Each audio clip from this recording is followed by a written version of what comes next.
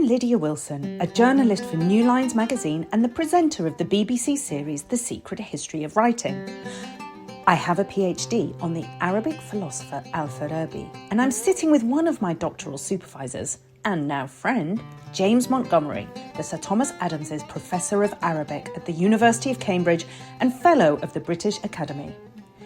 We're here to discuss authors, texts and ideas from the rich heritage of classical Arabic literature.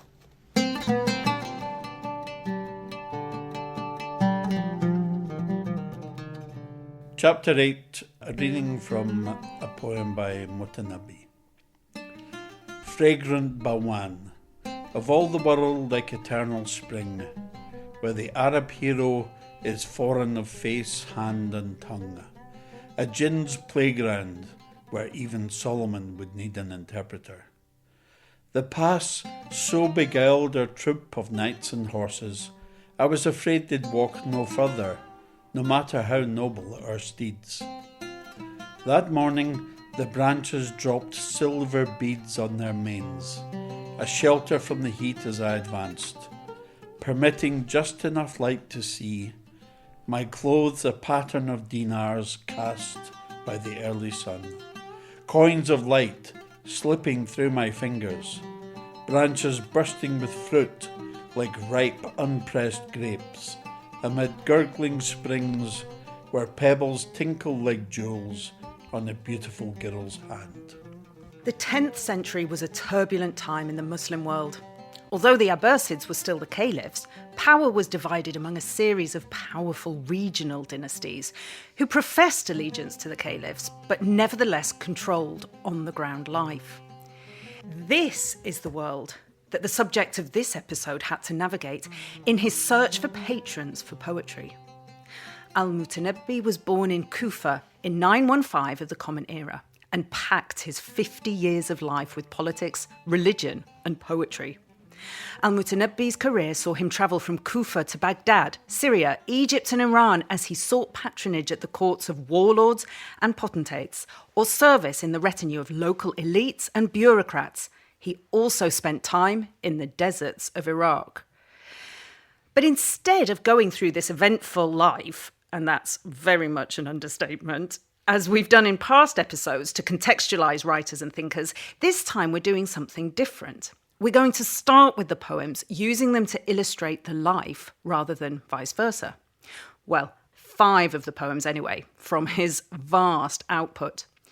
The 5 have been taken from different points of Al-Mutanabbi's life and career in order to trace the development of his work. So first of all then, what was the poem you read out at the beginning? So the poem I read out at the beginning of this episode is from the poet's description of his journey from Baghdad to Shiraz at the end of his life. He goes through what he refers to as the Pass of Bawan, which everyone who travelled that road does, and he's describing his journey through the wooded landscape early in the morning as the light streams in through the trees and plays about on his clothes, and how the dew is dripping from the trees and so on. What made you choose that one? I think it's a fantastic description that we can immediately visualise. Yeah. We don't need to work hard. Yeah. We've all, I think, been in surrounded by trees where the light is being filtered through the leaves. Yeah. And seen the pattern and the play of light on the various surfaces. Yeah, absolutely. It's just a poem, a fragment from a piece from a poem that I like very, very much. Oh yes, we should make clear, shouldn't we, that all the poetry we're about to hear, and including that one we've already heard, it's all your translation, isn't it? Yes. And that's your current project. It is pretty much my major preoccupation at the moment. And has been for... I have been toying with the idea for over a decade now, and I've been trying to see whether actually I've got the skill set in order to able to capture what I think I'm hearing in Mutanabbi's Arabic, and also to see whether I can find the medium, the balance between a word and idea, between line length and breath length. And I've experimented with what's now getting to be a bewildering variety of approaches, but I think I needed to go through that because reading Mutanabbī is difficult. Right. Difficult because of the language. Yes, because of the language, and because he likes to play fast and loose with syntax. Yeah. And it was recognised difficult in his own lifetime, and Right. he knew it was difficult. Right. But also, Mutanabbī is such a figure. It seems to me that it's like scaling Everest in classical Arabic literature. Okay. It is the pinnacle. Right. Of the hardest syntax there is. Well, not the hardest syntax there is, but it's up there. I mean, it's mitigated by the fact that he gave lectures on his own poetry. We don't have a record of those lectures, but we have commentaries by people who studied with people who studied with him. Right. So we've got his own instructions for how to understand, how to study, how to... Yeah, I think instructions is probably too strong. Didactic. Too didactic, I think. But even with that information, the commentators are all at variance, because Mutanabbī lectured towards the end of his career on his poetry on numerous occasions, and may have changed his mind, or may not have wanted people to actually have the answer. Yes, well... to what the conundrum is. And so even though we have, in a sense, an incomplete conduit back to Mutanabbī through the commentaries, the commentaries in and of themselves will rehearse alternative interpretations, and so on. As poems through the ages and poets through the ages have wanted that multiplicity. And the other reason that it's so daunting, well, there are many reasons why it is daunting, but one of the main ones is the centrality of Mutanabbī in the modern Arabic poetic imaginary. Most people, Arabic speakers will have studied him at some point in school. Yeah. Everyone knows. Everyone can quote. Everyone can quote. Yeah.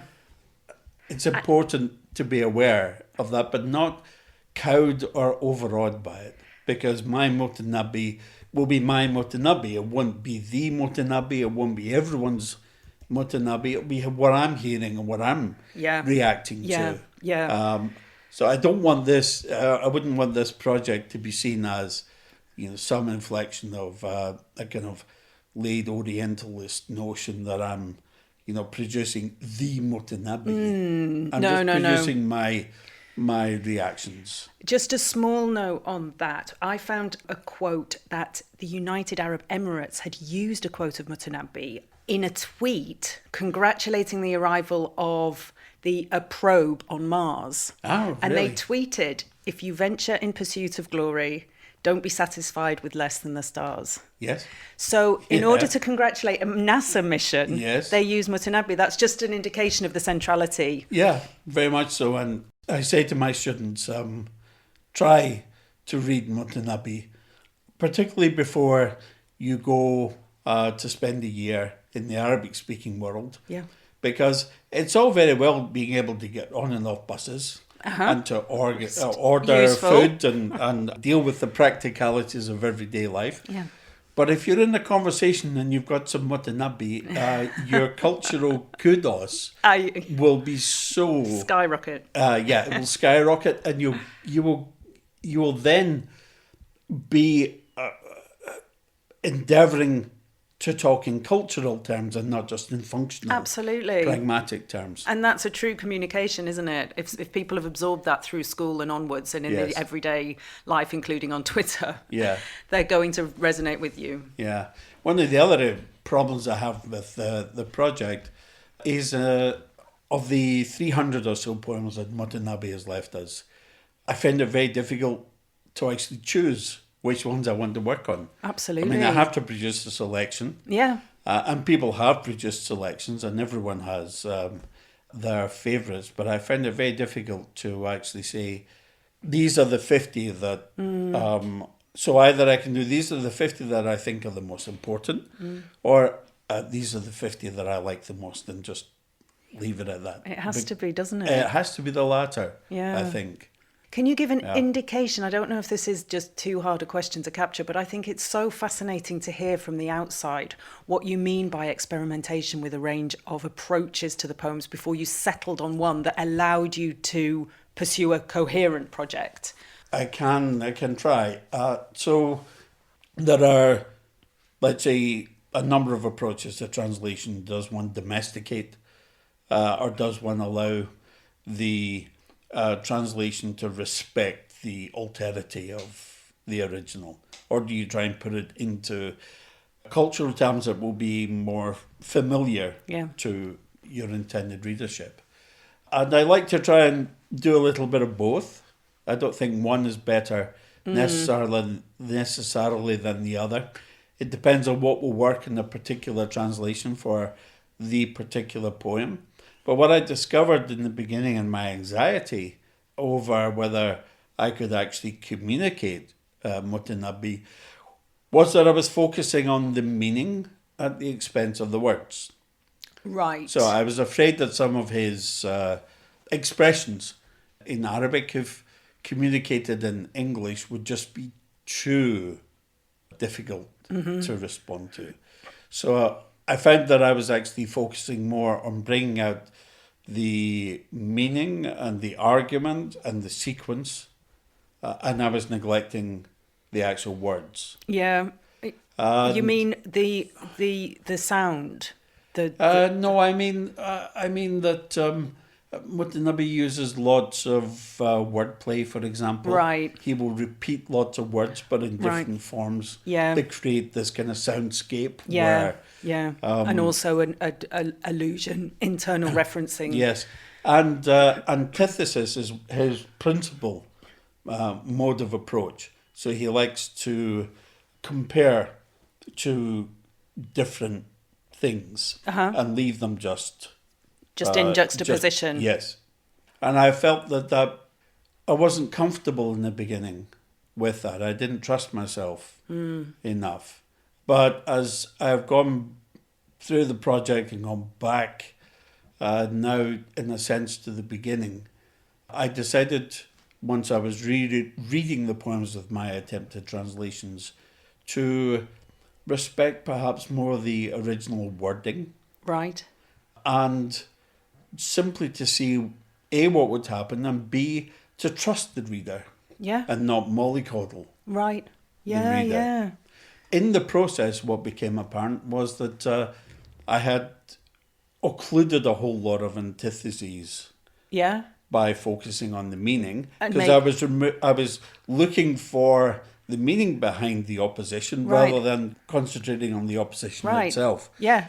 So I've gone back simply to leaving the opposition insofar as it is in its own terms. Yeah. So not over constructing the reader, the reading, the meaning, but rather leaving it to the reader, giving them that opportunity to understand a juxtaposition. Yeah, and allowing the I was going to say the strangeness, because Mutanabbi's poetry in Arabic is slightly strange also, allowing the strangeness to work as magic rather than me trying to nursemaid the magic. Yeah. But I wouldn't have been able to do that if I hadn't been banging my head against the wall for 10 years. You know, I simply had a road to Damascus moment where I thought, no, it's not. It's not working. And now it is? Now it's a lot more comfortable. Okay. All right. Well, we'll hear a lot more of it. Yeah. So you can maybe point that out as we go. Yeah, I'll try. Yes. Okay, then. So poems 1 and 2 are from his very early life. You've even called them juvenilia. Is that... that's just a translation of... So by way of preface, before we get started, the point I want to make is that Mutanabbi's collected poems, his Diwan in Arabic, is extremely unusual because it's arranged chronologically. Okay, how is it normally done? Either by rhyme letter or by genre. Right.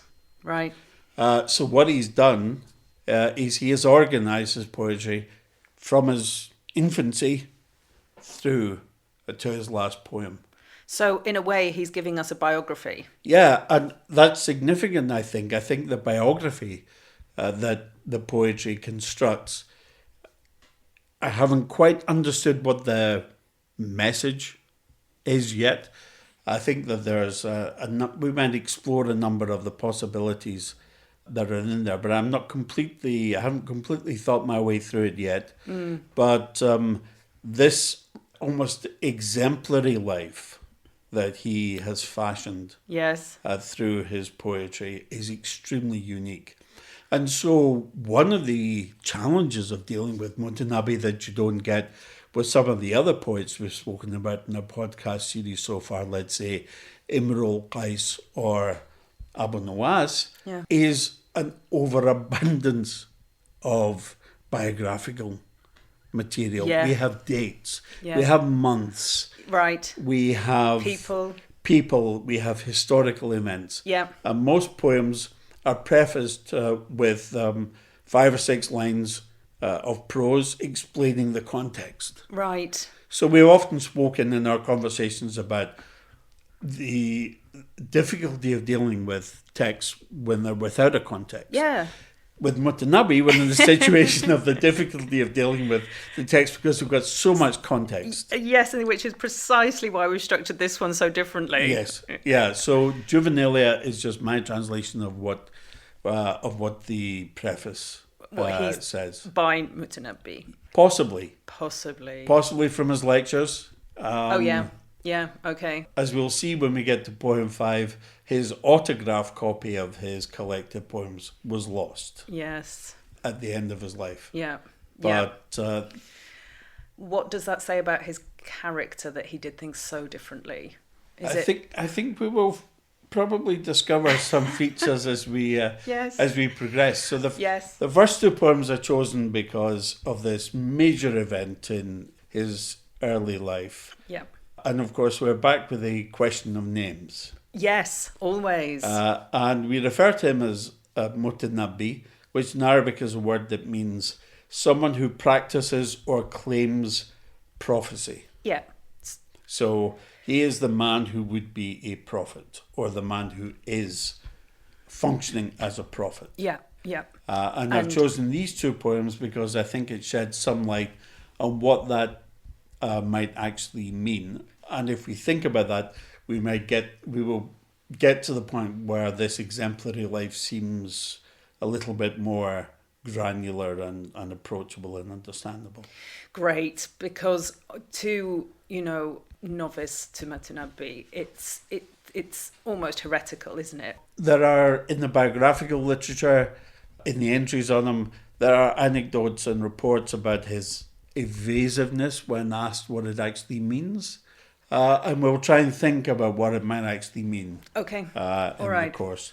Okay. So the first poem I've chosen, and I'll just read the preface. He said, it says, he composed this panegyric while still a student in honour of a man he asked to divulge his belief system. Right, so we're talking probably about an adolescent. Yeah.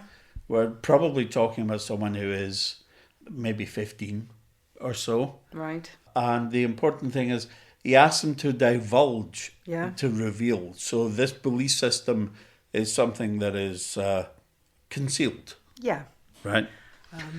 And so the poem itself is very much done in what we call the neoclassical style. That is the standard introduction taken over from the ancient poem of the nostalgic loss of a loved one but when the panegyric begins, Al-Mutanabbi has this passage in it. It's absolutely fascinating.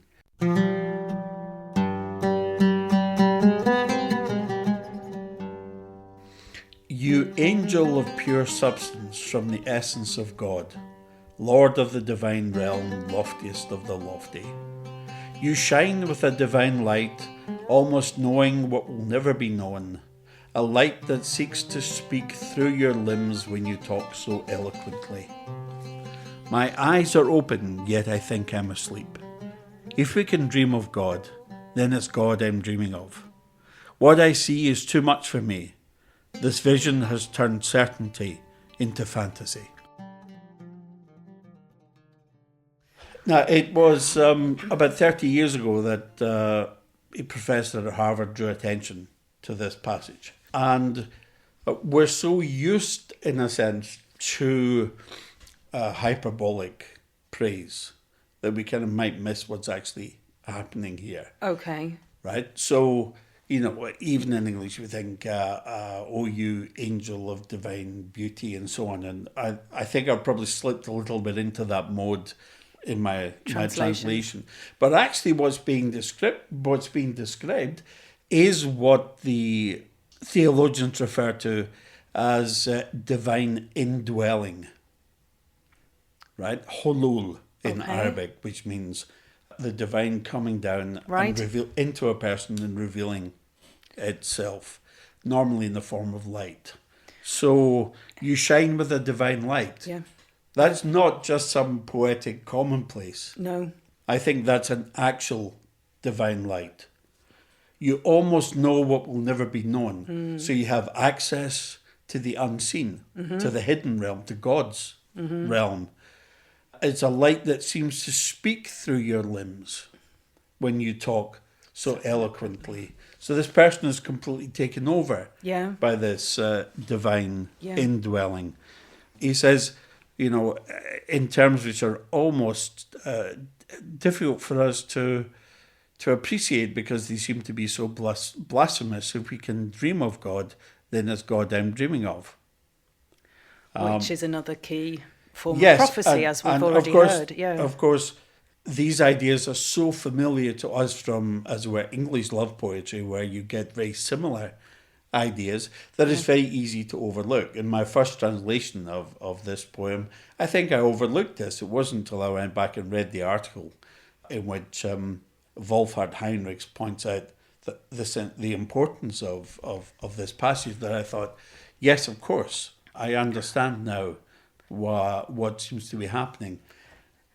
And so we have this instance of a kind of epiphany of a divine indwelling. And that encouraged me to then think about Mutanabbi's background and his upbringing in Kufa and some of the other issues that he claims. So if you think a little bit about Kufa. Right, yeah. It was located in what is now Najaf in Iraq. It had been used by the fourth caliph, Ali ibn Abi Talib, the fourth of the rightly guided caliphs, as his capital for a while. And the Prophet Muhammad's nephew, which is going to be important later. Yes. And so Kufa becomes in a sense, the town in which Shiism develops over the centuries. It's also the cradle of Islamic law. Right. And it's extremely important for the study of ancient poetry. So we've got military importance. Yes. Bureaucratic, if the caliphate, however briefly, was based there. Yep. Religious, because Shia literally means it's full Shi'at name. Ali, the party of Ali. Right. Yes. Right. And intellectual, with the study of poetry and essentially history, Arabic history. Yeah. So that's a vibrant place, certainly in early Islam. Yes.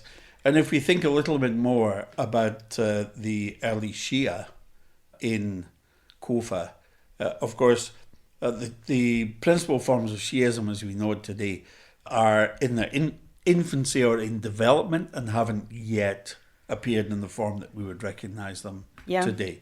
So you have 12er Shiism and 7er Shiism, which is what we refer to nowadays as the Ismailis. Yeah.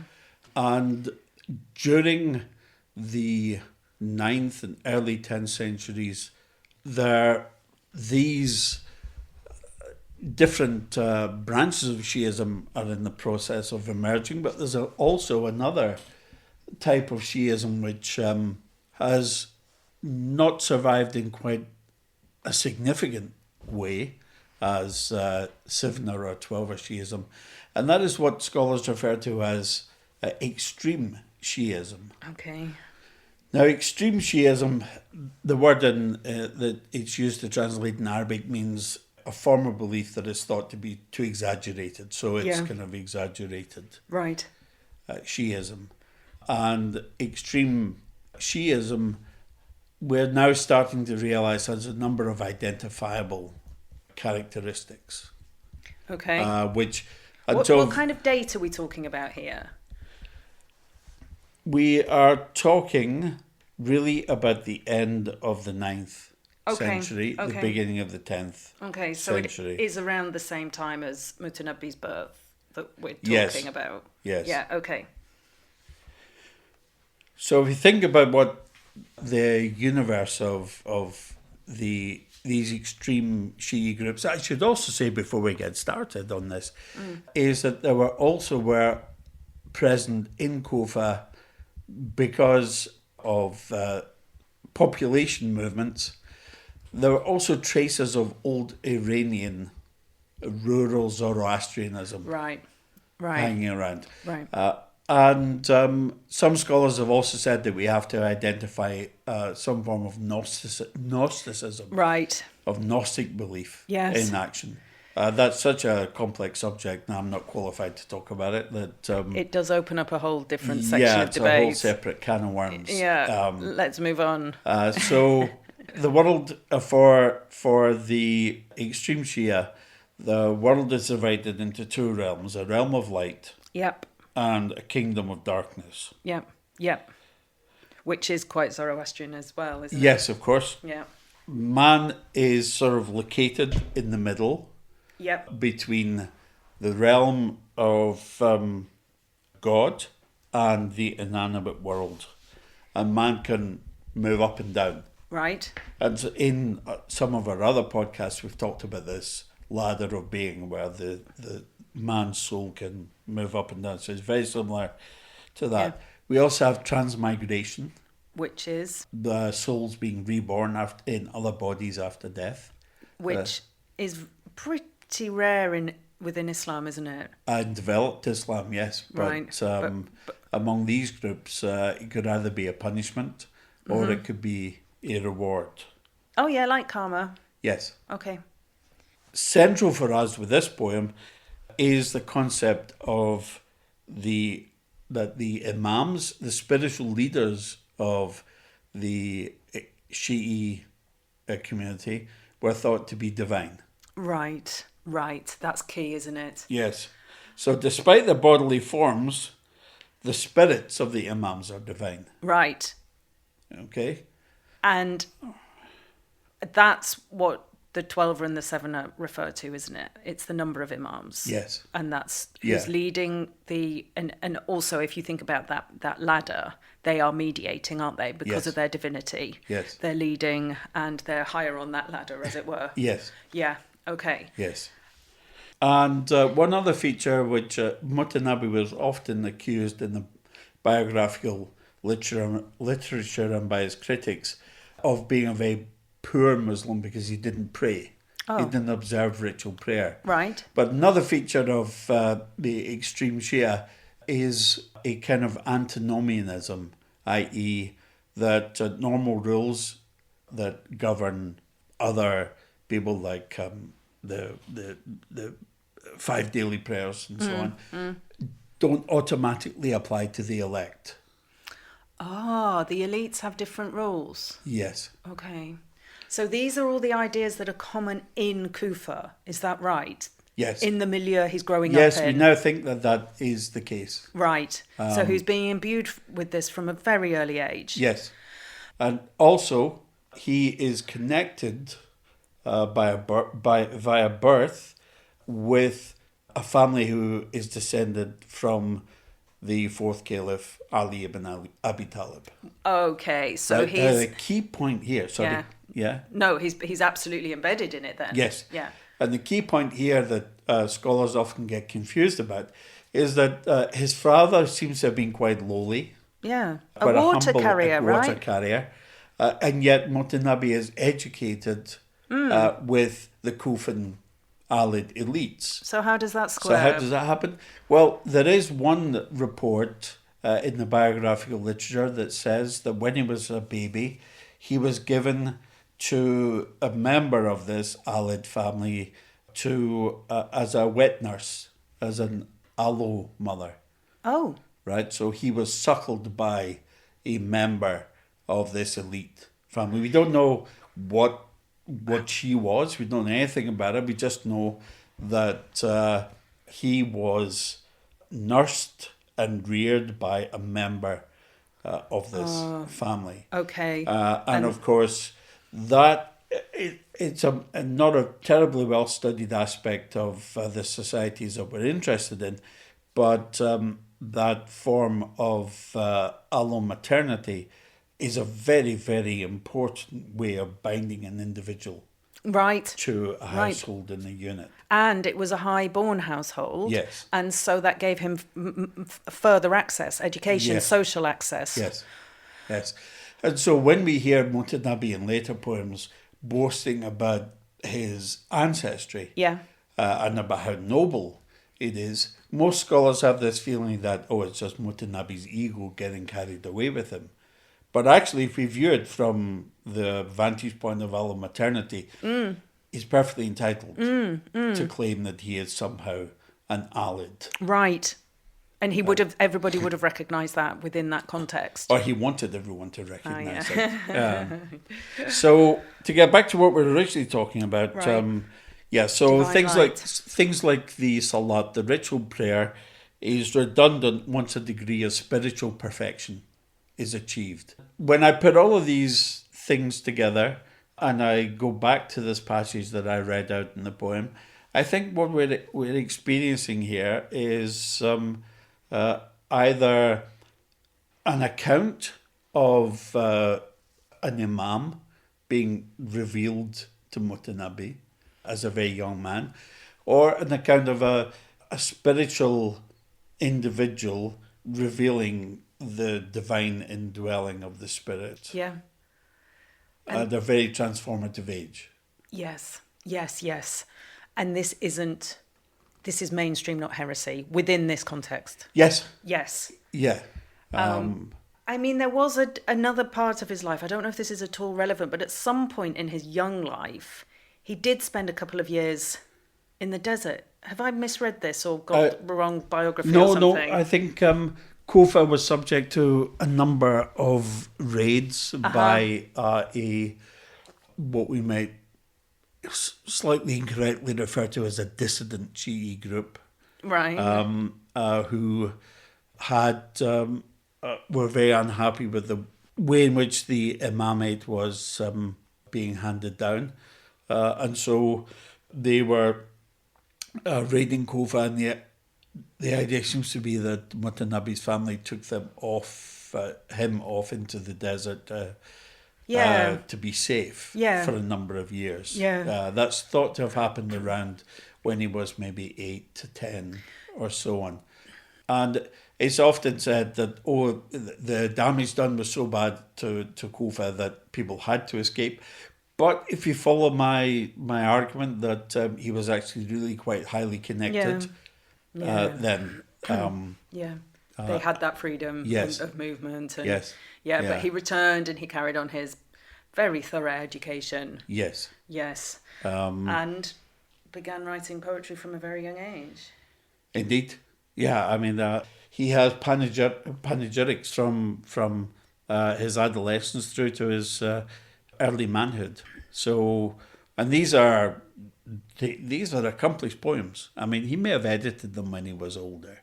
Right. He was very conscious about how to, I don't like the word curate, but to curate his biography. Yes, right, and his diwan. Yes, which was his biography. Right.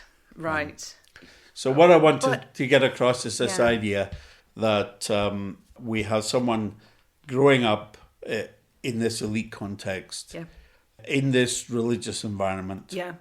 You said in the introduction, time of great turmoil. Politically, religiously, great turmoil. Right. Lots of competing groups. And it seems to me that the best way to think about this stage of Mutanabbi's life is in the context of these so-called extreme Shi'i groups in Kufa. Right. And that's the divine light of the first poem that you... Yes. The extracts you read. Yes. It's to be taken literally. I think so. Yeah. I have no warrant for not taking it literally. Yeah. So one of the things that I try to do throughout my career in my scholarly work is not to jump at the figurative, but to listen to the literal. Yeah. You know, it's very easy to say, oh, it's parody or it's irony. Yeah. There needs to be a clue that it is not. Right. And that clue can't be something that we have invented for ourselves, that, so-and-so was known as an ironist. You have to point me to the evidence. Inside the work. Yes. I know. I think that's a result of our training of practical criticism, to be honest. Yes. That we're all looking for things to say about a poem. And it's not very interesting to say, it says what it says on the tin. It's more interesting to say, it's a metaphor for love. And it's not necessarily that I don't think it could be figurative. Yeah. I think we just have to do the spade work. Right. First. We just have to clear the ground. Yeah. We just have to think of it literally. And see if there's any mileage to be got out of the literal reading. Right. And once we've either established it or discarded it, then we can go to the figurative. But let's not be lazy. Yeah. Or unreflective, unreflecting. Yeah. In how we approach it. And give some space for it all. Yes. Yeah. So that, I think, is the background to the event that we're going to talk about when, at the age of 19 or so, he goes to the Samawa Desert in Iraq. Yeah. To the tribes that he had already been exposed to when he was much younger, when the family were no longer living in Kufa, but trying to escape some of the raids there. And also these tribes had already been exposed to millenarian propaganda, right? There had been missionary activities saying, before long, the saviour will come, the saviour being in Arabic known as the Mahdi. Yeah.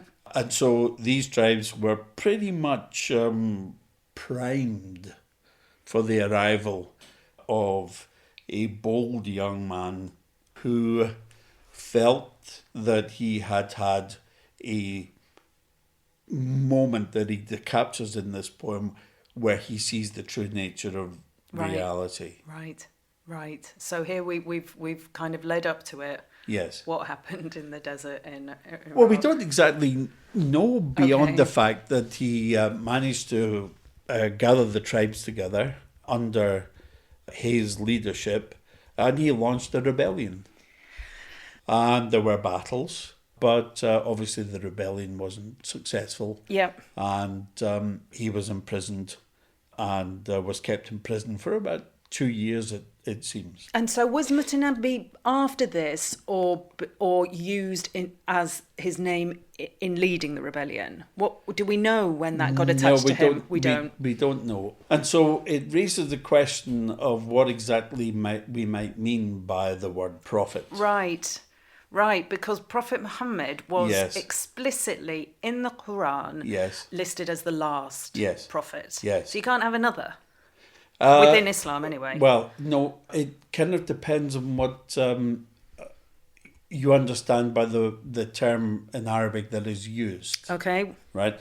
So, Prophet Muhammad in the Quran is referred to in three capacities. One as an envoy, a Rasul. One as a warner, a Nadir, warning us of the imminent end of the world and our need to act more responsively and gratefully towards God. And the other, the term Nabi, that is the most commonly used. Now, when we think of prophecy, we think largely in terms of some form of a mantic kind of experience. And what I mean by that is that the human is in receipt of information communicated from the divine. Yeah. And that is clearly what it means in the case of Prophet Muhammad, but it's not the only meaning that the root can have, because its root meaning is someone who communicates information. Any information? Well, normally it's information that relates to a religion, Okay. right? Normally So- by convention. There is no implication in the root as to the origin of the information. Right, is okay. the point that I'm trying to Yes. get to. Yes. And so the communication of information can be from, I don't know if you're talking about Christians, a priest, or it can be any religious leader. You might not normally use that word. No. What I'm trying to get away from is not that you're in receipt of divine communication. Directly. But yes, but you're in receipt of information of a divine origin via some medium or other. Right. It's the medium that I want us to put to one side, Oh, yeah. right? So you find uses of the verb from the same root, which means, again, to warn people or to inform them of the arrival of The Mahdi. of the Mahdi. Yeah. And so what I think Mutanabbi is doing in the desert is that he is spreading the word that the Mahdi has arrived. And of course, the Mahdi signals the return of complete justice Yes. to the earth. Yeah. So it's millenarian, Yeah. and also it is transformative. Yeah. So the poor will no longer be poor. Yeah. The divine reign. And so what he's doing in the desert is he's sort of like John the Baptist in the New Testament. He's preparing the way of the Lord, if I can put it in those terms. He is bringing information. Yes. Yeah. So he's not claiming that he is the Mahdi. Right. He is informing the tribes of the arrival of the Mahdi. And in Arabic, there's a use of Nabi Yes. for that role. Yes. It's not just the big ones we're used to when Yes. we think of prophet. Yes. They tend not to use the word Nabi to describe people in those terms, but they use derivatives from the same root system in Arabic, that is how words are formed, to capture this activity. Right. So it's not as controversial as it might first appear, being called Mutanabbi. It is highly controversial. Okay, it is. Yes, because I think in this context, what we're talking about is a use that was natural within the religious belief groups that Mutanabbi grew up amongst. But once you take yourself out of that context, Yeah. it's almost impossible not to think Okay. that you are pretending Okay. to be the next prophet. Now, he forced himself into those other contexts He through did. the rebellion and the failure Yeah. of the rebellion. Yeah, and the imprisonment. And Yeah. he was, subsequent to that imprisonment, not completely free of danger. Mm-hmm. Because the rebellion had upset a lot of powerful people. Of course, they do. And so he was always, as it were, always on the verge of getting back into the desert to hide. Right. But when he was asked subsequently in his later career about why he claimed to be a prophet, he never gave an explicit answer, but he referred to two instances from the next poem that we're going to talk about as his justification. Great. And Let's hear it. Mutanabbi was very, very good at deflecting criticism. So this poem, the preface reads, another of his youthful compositions boasting of his bravery. And in this, so traditionally it belongs to the ancient genre of the boast, whether that boast be personal or tribal. You boast about your tribe's exploits or your own generosity, your own bravery, your own military ability. He says in this poem, he makes two central claims in the course of the poem. The first is the following.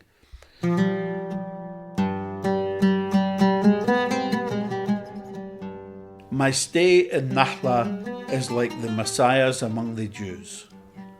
My bed is my saddle, my shirt an iron byrnie of butted rings, ample and bright, shimmery as water woven to perfection by the hand of David. Where is my supremacy if I accept from fate a life of constant distress? My heart is vexed. I've long been devoted to my quest for livelihood, rarely at home, forever on the move, my star inauspicious, my ambition in the ascendant. And he continues with the poem in this sort of vein of, as it were, shouting down adversity. Yeah. Says, if I am proud, it is the pride of a wonder who can find no superior. Born at the same time as generosity, the lord of rhymes, poison to his foes, gall to the spiteful. A stranger in a community destined to be destroyed by God. I am Salih among Thamud. It is quite the claim, isn't it? Yes. All of it. Yes. He's putting himself really at the top. Yes. And so when people said, well, why did you claim to be a prophet? He said, well, it's not literal. It's metaphorical. It's Right. because I said my stay is like the Messiah's among the Jews, Jesus being a prophet in Islam. Yeah. And at the end of the poem, I am Prophet Salih among his people, the Thamud. Yeah. Right? And so he explains away the claims to prophecy by saying it's because I used these two verses in my poetry. I liken myself to Jesus, who was not recognized by the Jews, and I compare myself to Salih, who was sent by God as a prophet to the people of Thamud with a miraculous camel which the people of Thamud slaughtered and were destroyed by God as punishment. Yes. And so he just compared himself. It wasn't a claim. Yes. That's what he alleges later. But if you take these two references in this poem, again, from before his rebellion, and we forget the figurative, even though Mutanabbi is trying to encourage us to and take a literal reading, he is saying that his message is not being heeded. Yeah, absolutely. And he's riffing here very much in the vein of Prophet Muhammad in Mecca when the Meccans will not listen to his message. Yeah. And so comparing himself to the Messiah among the Jews, of course, Jesus rejected by the Jews, Salih's message rejected by Thamud. Yeah. My message you're rejecting. Yeah, and you shouldn't. And you shouldn't. Yeah. So in this case, with a literal reading, we have to do it before the rebellion, because Mutanabbi after the rebellion, of course, is trying to cast a smokescreen, perhaps, over his threat. motives. All right, so we've had a failed rebellion.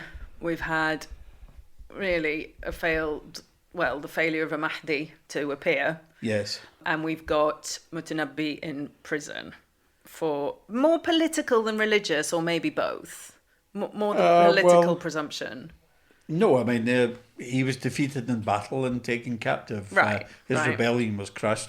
Yeah. Whether you call that political or religious or whatever he lost. Yes. Yeah. All right, so what poem are we going on to next to illustrate the life? The next poem we're going to talk about is possibly his most famous poem from later in his career. We're going to skip about 10 years of his life whilst he was itinerant throughout Syria, praising various warlords and various elite bureaucrats, whilst he sought for, I think, a patron that could match his ambition. Right. Mutanabbi didn't think that the patron was necessarily his superior. No. Contrary to how the patronage system tended to operate. No. Mutanabbi, I think, was looking for the patron that could match his sense of his own birth, his own ambition, and he found it in Syria in the form of Saif ad-Dawla, right, whose name means the sword of the kingdom. And this is the key part, isn't it, of the life, really? This is why he's so really famous. Yes. Yeah. So in 948 of the Common Era, he is introduced in Antioch to Saif ad-Dawla. And the two seem to have taken a liking to each other.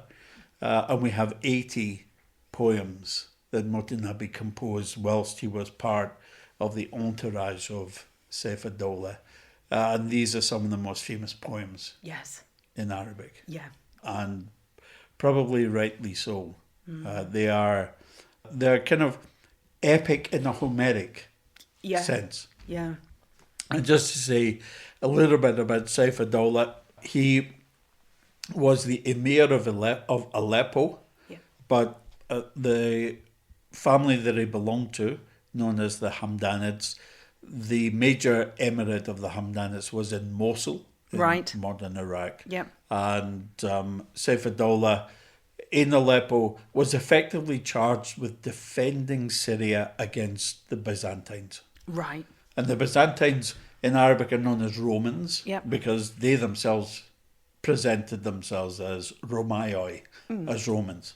And every summer there would be invasions into what we call the Syrian marches, the frontier towns. Yeah. And it was Saif ad-Dawla's task on behalf of the Caliphate to defend that kingdom. So we're basically talking about a state that's in a permanent war footing. Yeah, well, and he's at the frontier. And he is at the frontier, and it is up to him to defend against incursions from the Romans, and if possible to recapture as much territory from the Romans as possible. Yeah. Not only was it a state that was in a sort of permanent war footing, it was also a court at which there were some of the most amazing and famous poets and intellectuals and philosophers in the whole of Arabic, right? Yeah. So Farabi, whom you know very, very well, was at the court of Saif ad-Dawla at the same time as Mutanabbi. Which does hurt my brain a little bit, I have to say, given the way they both write and the way they've been left to history. I can't quite imagine the conversations between them myself. Yes. I mean, we have no... they must have met. But, they must have. Yes. Same time, same place. You know, other poets at the court, for example, Goshajim, who was in charge of the emir's household kitchen, was himself a fantastic poet. Right. Sanalbari, his librarian, is a fantastic poet. And then Mutanabbi's arch enemy in this period, Abu Firas, who is a cousin of Saif ad-Dawla, is himself a fantastic poet.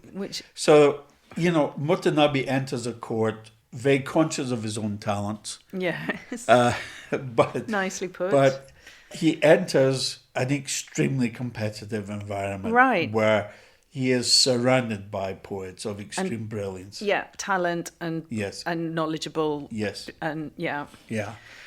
So, but he makes a mark. He certainly does, and he makes enemies, as he seemed to do throughout his life. He seemed to have an impeccable ability for winding people up and getting on the wrong side. It goes along with being conscious of your own talents, doesn't it? Yes, I think that's possibly true. So this poem stems from the year 954 of the Common Era, and it centres on a fortress known as Al-Hadath, which had been surrendered to the Byzantines by its inhabitants some years previously. Right.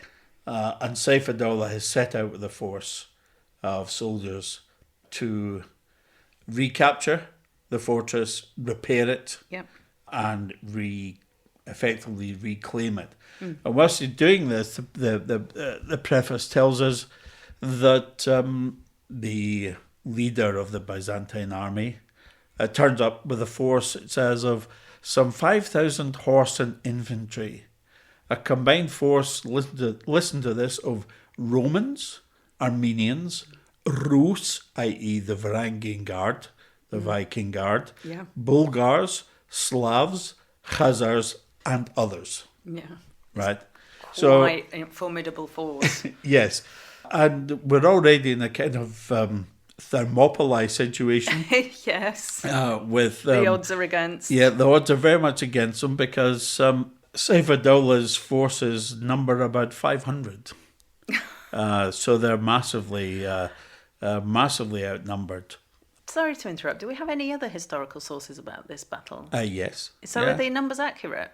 Well, I mean, as accurate as any numbers in these sources are. Okay. I think what we have to take from this is an awful lot of people on one side and not a huge amount of people on the other. But that's not Mutanabbi's exaggeration. It might be. Okay. I mean, yeah. So this astonishing meeting. Yes, the battle, of course, lasts all day, but right at the preface says, at the time of the afternoon prayer, Saif ad-Dawla himself joined the fighting. He rushed the leader of the Byzantines, set him to flight, and God gave him victory. Right. And it carries on to say that Al-Mutanabbi declaimed the poem to Saif ad-Dawla in the fortress Al-Hadath after the battle. Right. So, it's a celebration of a God-directed victory.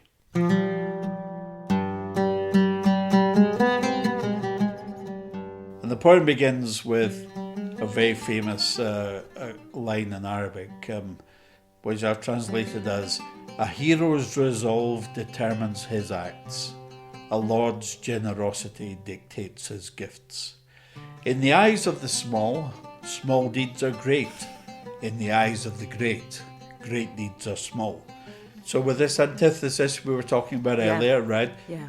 Hero's resolve determines his gifts. Lord's generosity dictates his acts. Lord's generosity dictates his gifts. Yeah. In the eyes of the small, and so on. But the bit I want to concentrate on is the section. Apparently it rained during the battle. Yeah.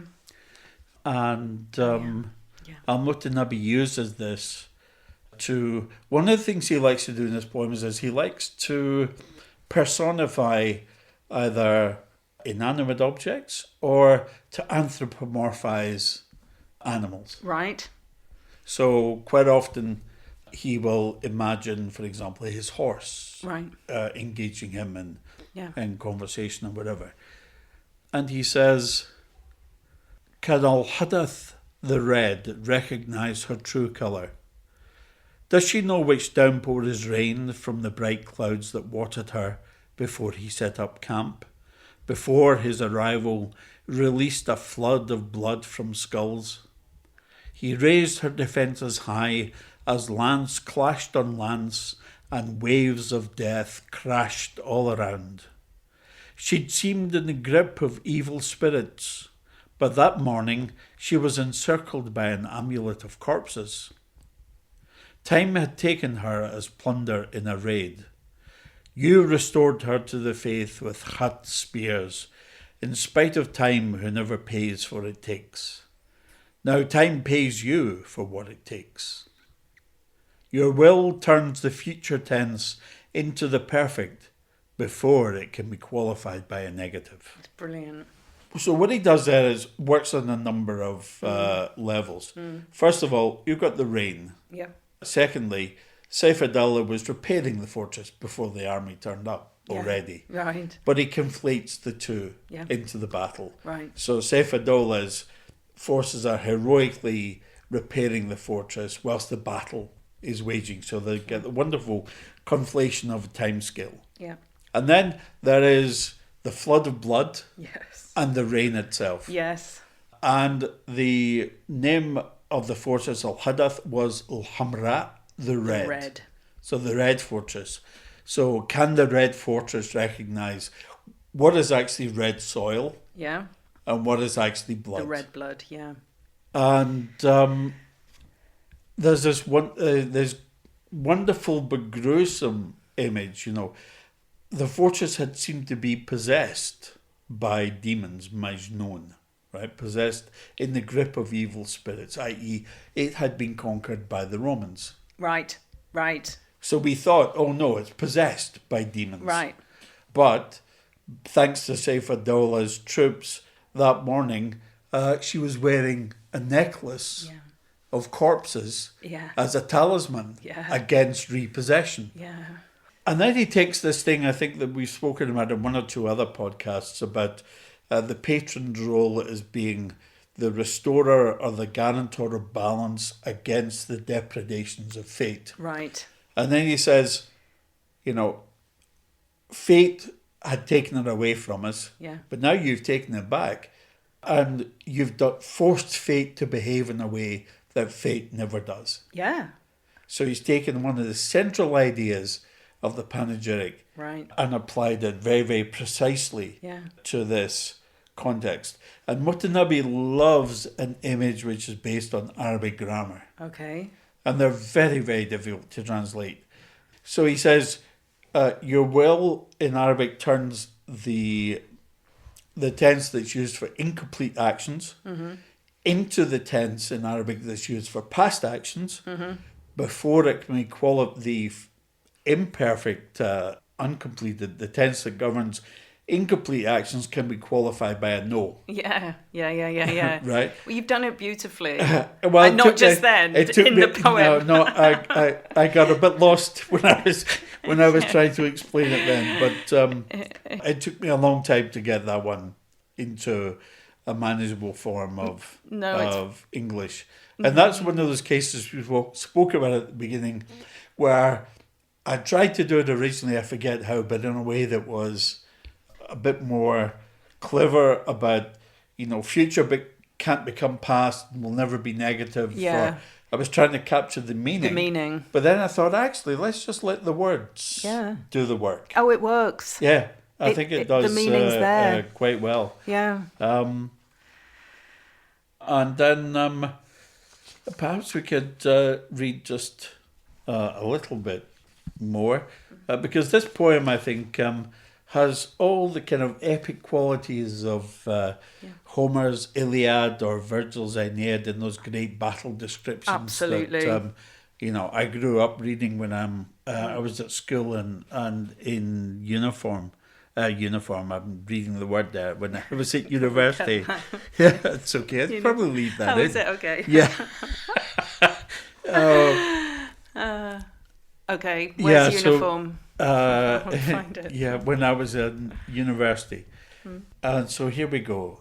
Praise God for war's furnace that smelted the dross and left only a true blade in the hand of a lion. Sword and lance shattered on chainmail, knights fled too scared to charge. Sure of death, you held your ground, as if perched on the eyelid of doom while it slept. Warriors ran at you and limped away, licking their wounds, your face bright, a smile on your mouth. So far beyond the bounds of bravery and sense, the soldiers said, you know the hidden realm. So I love that on the eyelid of death, perched on the eyelid of doom while it slept. And the soldiers are watching him standing sort of right in the middle of the battle. And they conclude that Saif ad-Dawla must be able to see the future. Yeah. And so I think this is one of the first Mutanabbi poems that I properly read in, when would that have been, 1983. It's included in a book, 20 or so poems by Mutanabbi, edited and translated by one of my predecessors in this job at Cambridge, Arthur Arbery. Oh, yeah. And he had designed it for his own students. And so it was my introduction to Mutanabbi was working through that book. And when I came across this poem, it stayed with me, and it has kept a kind of special place just in my mind and heart ever since, because it is so epic. It really is written on a kind of massive and grand scale, and it turns the imagery lives with you. The red fortress. Does it actually know if it's red from what it's made of, or from the blood that's been spilled and so on? And no, it gives that all the way through. Endless imagery that just really stays with you. Even the title, isn't it called My Words Are Pearls? It is, or you did. I gave it You that did. title, but the other thing that Mutanabbī loves to do is he loves to describe his own poetry Okay. and how valuable and amazing it is. So the last section from this poem is exactly where I derived the phrase that I used for the title. He says, "My words are pearls I use to sing your praises, but they are your gift. I simply set them on their string. The steeds you gave me carry me into battle. You won't regret it, I'll not be blamed. When they hear the clash of arms, their hooves become wings." And he's fabulous at both enhancing his own prestige, but doing so as a gift to the patron. Absolutely. You know, normally in other panegyrics, you'll find people saying, your achievements are so great that my words will never match them. No, not from Mutanabbī. You know, my words are absolute jewels.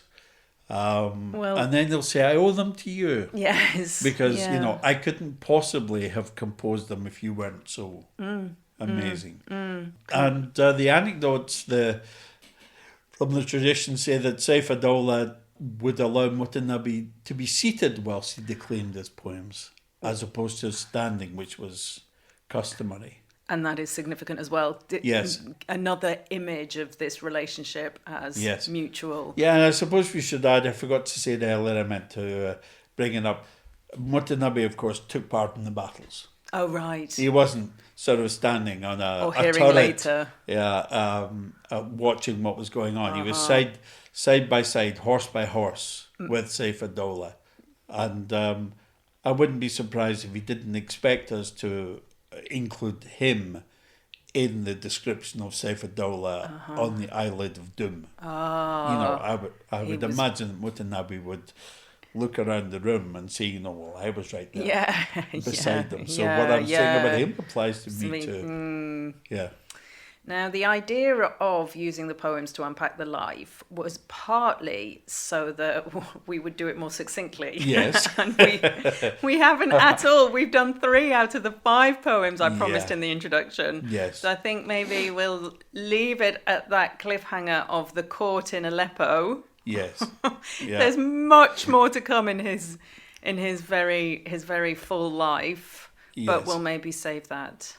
I think that's a great idea. I think it's certainly worth revisiting the other poems that we had selected for this, which deal with his not so successful time in Egypt, and then deal with his successful time in Iran and eventually his death. So I think we should probably come back to it's Mutanabbī. Worth giving it the space it needs, but all of that. You know, I did say at the beginning that it was like scaling Everest, and I think we kind of got to base camp and just maybe a little bit further up, but there's a ways to go before we get to the top. Well, watch this space for Mutanabbī 2 Yes. at some point soon. Yeah, thank you. Thank you.